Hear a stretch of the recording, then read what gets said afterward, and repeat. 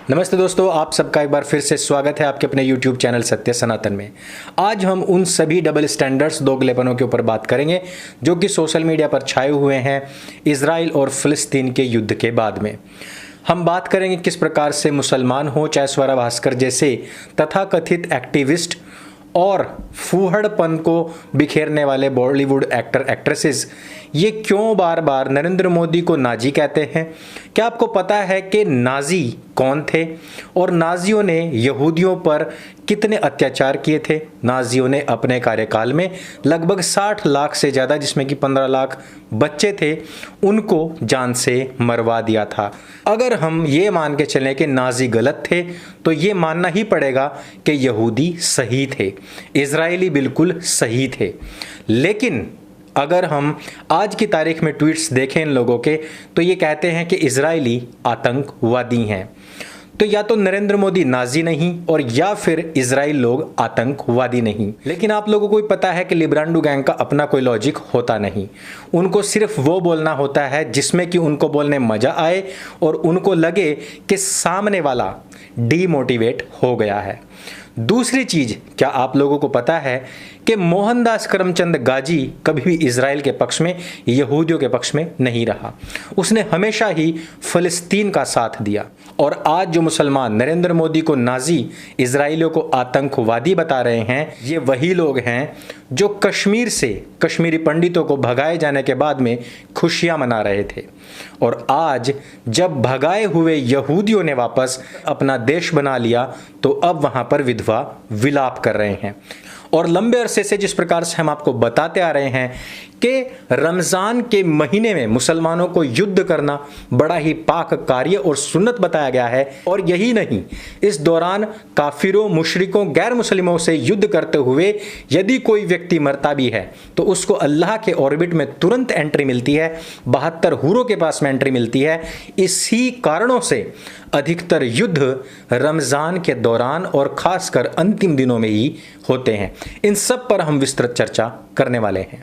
इतने सारे दोगलेपन के बावजूद एक बात सभी भूल जाते हैं कि पाकिस्तानी मुसलमान जियाउल हक ने जॉर्डन के अम्मान शहर में छिपे हुए फलस्तीनी मुसलमानों को पकड़ पकड़ करके गोलियों से भून दिया था।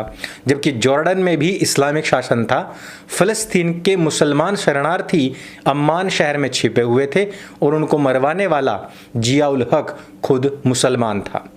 तो इस वीडियो की शुरुआत करते हैं और शुरुआत में हम आपको बताते हैं कि अब पाकिस्तान इजराइल के खिलाफ खुल करके सामने आ चुका है।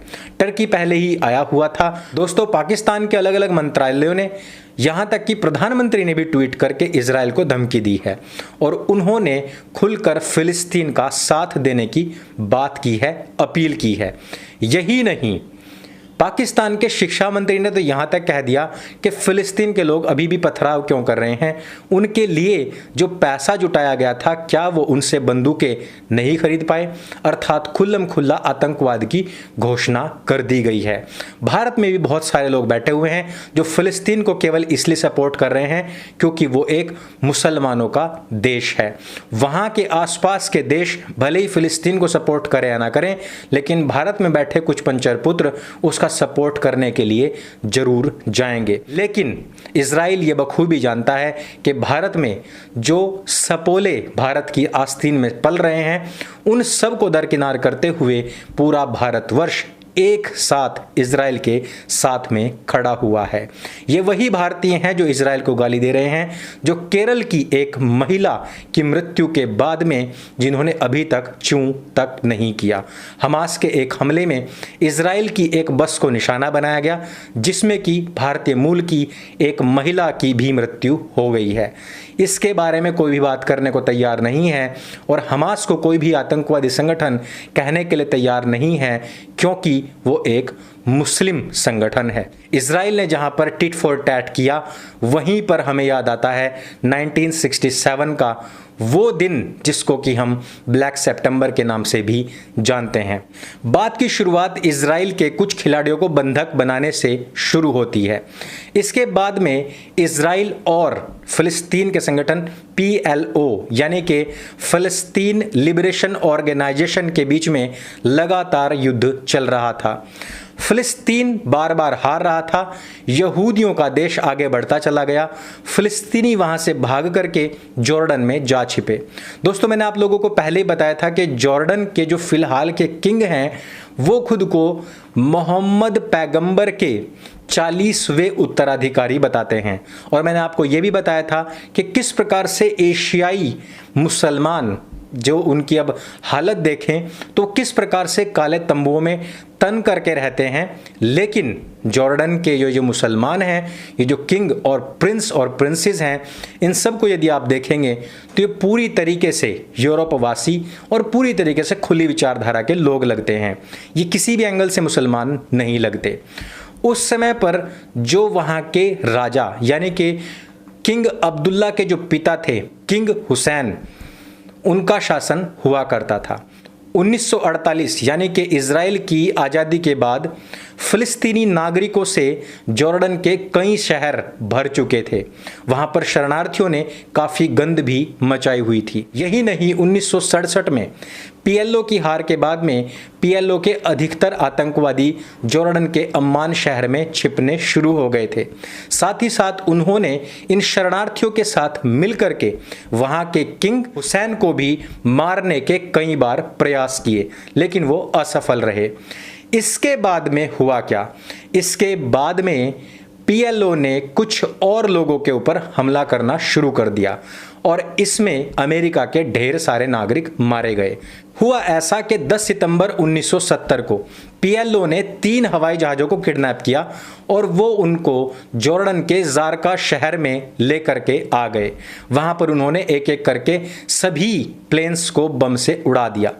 इन जहाज़ों में सबसे ज़्यादा मात्रा में अमेरिकन्स और यहूदी थे।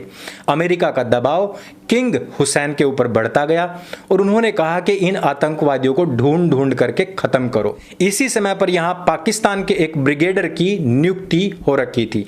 उसको किंग हुसैन ने अपने पास में बुलाया और उन्होंने कहा कि आपके पास में ये पूरी की पूरी एक बटालियन है, आप यहाँ से अम्मान शहर जाइए और वहाँ पर ढूंढ ढूंढ कर आतंकवादियों को मारिए। जियाउल हक की सेना में काफ़ी सारे पाकिस्तानी सैनिक भी थे। पाकिस्तानी सैनिकों ने आतंकवादियों को ढूंढ ढूंढ कर मारने की बजाय जो शरणार्थी वहां पर आए हुए पड़े थे उन लोगों को ही गोलियों से भूनना शुरू कर दिया।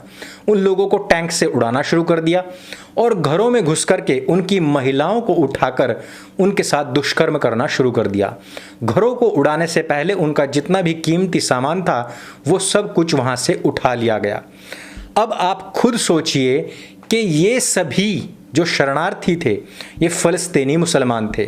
जियाउल हक और उसकी फ़ौज पाकिस्तानी मुसलमान थे और जिस मुसलमान ने ये आदेश दिया था वो खुद किंग हुसैन जॉर्डन का राजा था और उसके ऊपर जिन लोगों का दबाव था वे अरेबियन कंट्रीज़ थी। खुद मुसलमानों ने मुसलमानों के कहने पर मुसलमानों को बेरहमी से मारा था। 25,000 फ़लस्तीनी केवल 10 दिन के अंदर 16 तारीख से 27 तारीख के बीच में बेरहमी से मार दिए गए, जिनकी लाशें कई दिन तक सड़कों पर ही सड़ती रही थी। यही नहीं, इसके बाद में किंग हुसैन ने खुश होकर के जियाउल हक को अपने देश का सर्वोच्च सम्मान दिया और उसको ढेर सारा पैसा दिया।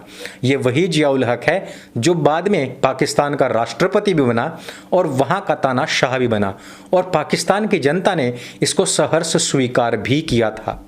अब आप खुद सोचिए कि मुसलमान यदि मुसलमान को मारता है तो उसके बाद में कोई चूं तक नहीं करता, लेकिन जहां एक तरफ फ़लस्तीनी लोगों ने इजराइल के ऊपर हमला किया, उनकी आम जनता को, भोली भाली जनता को निशाना बनाया और यही नहीं, अपनी खुद की जनता के ऊपर भी बम छोड़ करके अपना खुद ही रोना रोना शुरू कर दिया। उन आतंकवादी संगठनों के ऊपर यदि इजराइल ने कुछ गोले दाग दिए तो पूरे विश्व का मुसलमान खुद ब खुद ही रोने लगा और सबसे ज़्यादा रोने की आवाज़ें आई भारत और पाकिस्तान से। उस पाकिस्तान से जिन्होंने खुद फिलिस्तीनियों को मारा और उस भारतवर्ष से जो खुद अपने देश का नहीं हुआ वो दूसरे देश का होगा ही क्या।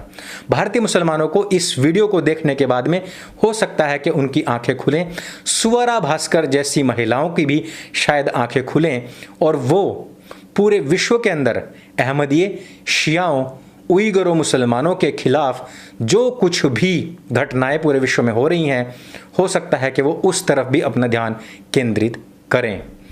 जिस प्रकार से अभी यहूदियों ने, इजराइल ने फिलिस्तीन को नाको चने चबवा रखे हैं, जिस प्रकार से 56 के 56 देश पीछे हाथ बांधे इस पूरे के पूरे घटनाक्रम को देख रहे हैं, इस बात से हमें यही पता लगता है कि जो भी आगे बढ़कर ईंट का जवाब पत्थर से देता है, जय जयकार उसी की होती है, जीत उसी की होती है। इजराइल ने पिछले दिनों से लेकर अभी तक जिस प्रकार का पराक्रम दिखाया है, पूरा विश्व उसका अनुकरण इस्लामिक आतंकवाद से लड़ने के लिए अवश्य करेगा। तो दोस्तों, इस वीडियो में सिर्फ इतना ही। यदि वीडियो आपको जानकारी से भरपूर लगे तो इस वीडियो को सबके साथ में शेयर अवश्य कीजिएगा।